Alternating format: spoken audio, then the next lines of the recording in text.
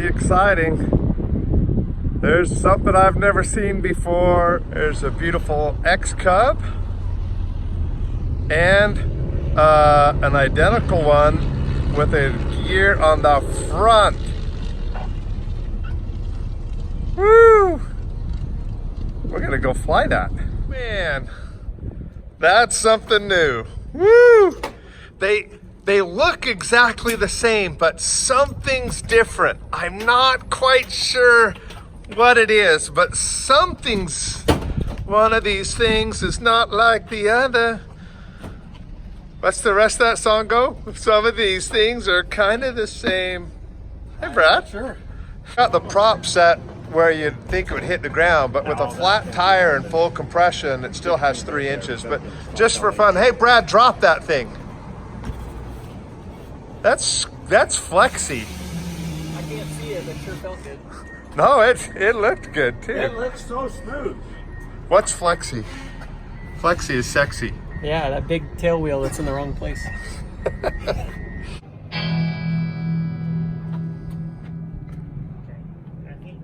If we're gonna do a review of this new Cub, we gotta at least see if it will work with the Best Tug. So I've got the Best Tugs Alpha A3 here. It's one of our more popular selling tugs. And this is how it hooks onto a tail wheel. And interesting, this NX Cub here is the same as that one there. It was only a few weeks ago that Cub had a tail wheel. They flopped the landing gear around and put the nose wheel on the front. And now it's a tricycle gear airplane. So we're gonna go ahead and unhook this Cub. And we're gonna come over here and see if this thing will convert over just as quick. So this has a different attach point. It's up a lot higher. These arms are changeable on any of our tugs. But since I need to get higher, we're gonna try these tail wheel bent down arms. We're gonna flip them up.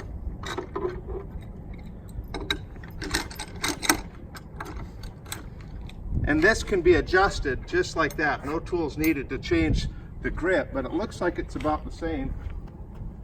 So attach one side, lock in the other side. Oh yeah, that's beauty.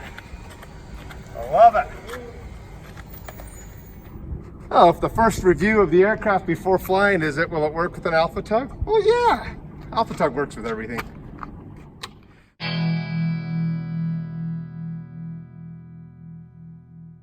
Noticed right off the bat is there's springs back here, and I thought, well, that's smart as a good stinger, because with where the gear is, you can get a really high angle of attack for takeoff. And without a tire back here, you can actually get a higher angle of attack than you can on a regular conventional tailwheel aircraft.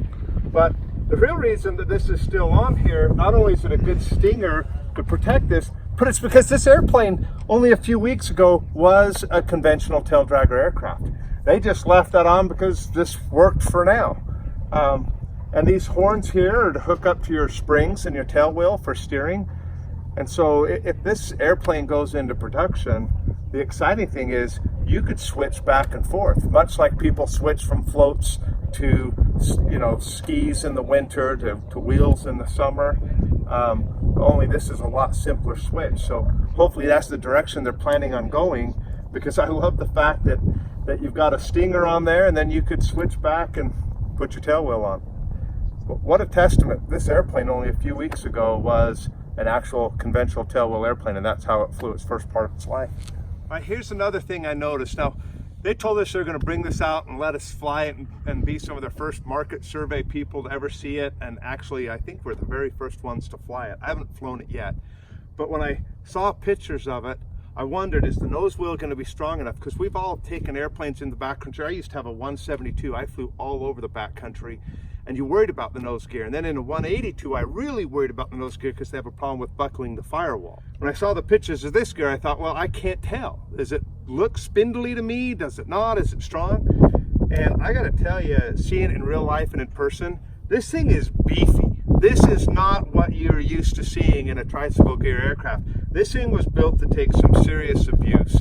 And I love that up inside here, it's using a rubber type suspension that compresses, and it travels really good. But what I like about that more than anything else is there's no strut to blow out. You're not going to be out in the back country and have a seal go bad because the strut got dirty and it scratched an O-ring and now you're stuck dead in the water with no suspension. This is something that's going to take the abuse forever, and it literally couldn't wear out or fail you in the back country because it's designed. But that unit is beefy. I'm pleasantly surprised. That'll take the abuse. It's tied right into the engine mount. Another concern I had about this whole idea of a tricycle gear aircraft is when I was flying tricycle gear in the backcountry and I had a Zenith 801 that I flew in the backcountry, a 172, a 182, and I even played quite a bit with a 210 in the backcountry. You always had the limitations of turning, and a tail would whip around in place and go, and I would be shutting down and asking anyone to help me push. So let's see how this does on turning, because if it's a real backcountry airplane, you got to be able to spin it. So I noticed there's a stop here. I'm just curious where it actually finally stops. Okay, well, that answers that. It's going to turn on a dime. When it comes to turning and ground handling, tail wheel's got nothing on that. That's going to pivot right on your skidding tire. That's awesome. Well, I just shut down. You can hear that engine. Ting, ting, ting. It's the first time flying the NX Cub, and it's refined. I don't know the best way to describe it. If you're used to a Carbon Cub, it's like a refined Super Cub. And then you get into the NX Cub, and that's a really refined Carbon Cub. It's smooth, it is quiet, not having cables and just all the push rod connections. It feels like power steering. I really like it. You notice the weight, you notice it's heavier than a Carbon Cub, but there's no perfect airplane. It's what's perfect for you and your mission. If you're wanting comfortable and insulated and silent and smooth and speed, it's fast. It's a lot faster than a traditional Carbon Cub, and Carbon Cubs are fast already. You know, it's all about compromises. What's important to you? There's no right or wrong. It's just what's right for you. But I'm impressed. I liked the creature comforts. I liked how smooth and quiet it was. I could see how you could do a long cross country in this and land relaxed instead of exhausted. So this is a traditional NX Cub. This one's carbureted, 180 horsepower CC 340. And now we're gonna go fly the new NX Cub. It's got more horsepower. And I tell you, I took off with Jason Sneed in formation, and he was flying that new motor and flying that other Cub, and he outran me from the get-go. I mean, we're both full prop forward, giving her everything she got. We're both leaning to best power, and by the time we got to traffic pattern altitude, he was a good 200 plus yards ahead already, and these get to traffic pattern pretty quick, even at 8,000 feet density altitude like it is today. So this is a fun airplane. Now let's go see what that tri-gear feels like. And I just climbed in the new NX Nose Wheel Cub, and right off the bat, to sit upright and see everything right in front of you is almost weird.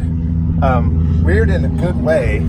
What blows my mind is you're so used to a ground attitude that you can't see, and then we're used to conventional gear or nose gear aircraft that you can see over the front, but they're wide. We're used to 172s, 182s, just about anything.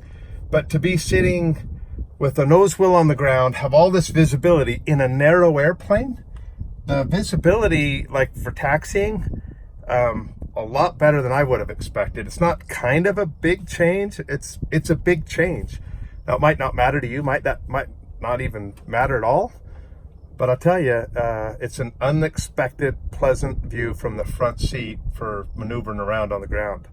I really like this view, which is why I fly around with my tail wheel in the air all the time, because I like the view. This just is easier on the brakes.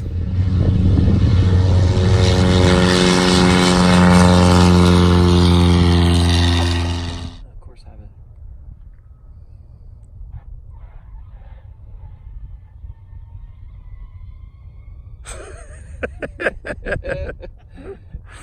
Oh, that's funny. All right, so this is my first time flying this airplane, and I have to say it's a lot of fun. Jason and I raced against the other Cub. This engine is impressive. I know it's only a little bit bigger. No, this is an impressive motor. Lycoming really did a good job. It's powerful. I love taxiing it. I really thought, well, I don't care if I have a nose wheel or not. I pick up my tail, I fly it around so I have good visibility, but this is all the visibility, none of the work. I was surprised how much I like just maneuvering it around on the ground. It flies like a Carbon Cub. I did 2 different types of landings, trying to see how aggressive I could get, and I appreciate Brad from Cub Crafters. After my first landing, he says, hey, get after it on the brakes. And I'm like, I already chirped the tires. He says, no, like way more than that. I'm like, okay, we'll almost lock them up, or lock and let go and lock and let go. We'll just push it to the limit. But this has got a lot of weight on the mains, a lot more weight than what you're used to. Used to getting in a tricycle gear aircraft, and if you get on the brakes real hard, all the weight transfers to the front tires, and there's not enough weight on the mains anymore to really slow you down. This thing, when you really get on the brakes, you're pushing into that windshield. It's really different. So they did a good job sticking those back there and leaving you enough weight that you can get on the brakes. And in the backcountry, of course, that's really important. We haven't played in the backcountry yet, but I gotta tell you, playing around the pattern, racing around the airport, doing a bunch of touch and goes, flaps, no flaps, fly it onto the ground slow, fly it behind the power curve, install it onto the ground. I'm having a lot of fun with this airplane. It's cool. This legitimately a lot cooler than I thought it would be. So now the real big test for me personally is how's it in the backcountry with that nose wheel. And so we're gonna go take it in the dirt. All right, Jason. I would, if I could take one home with me, it would be the nose gear. Really? Yeah. I was impressed myself. I'm like, I like it a lot more than I thought I would. Yeah.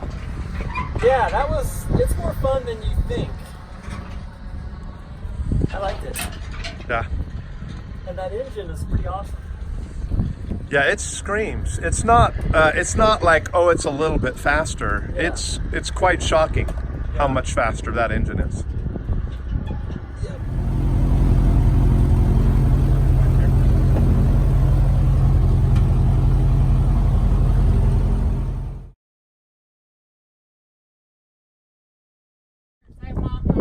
Where do I sign?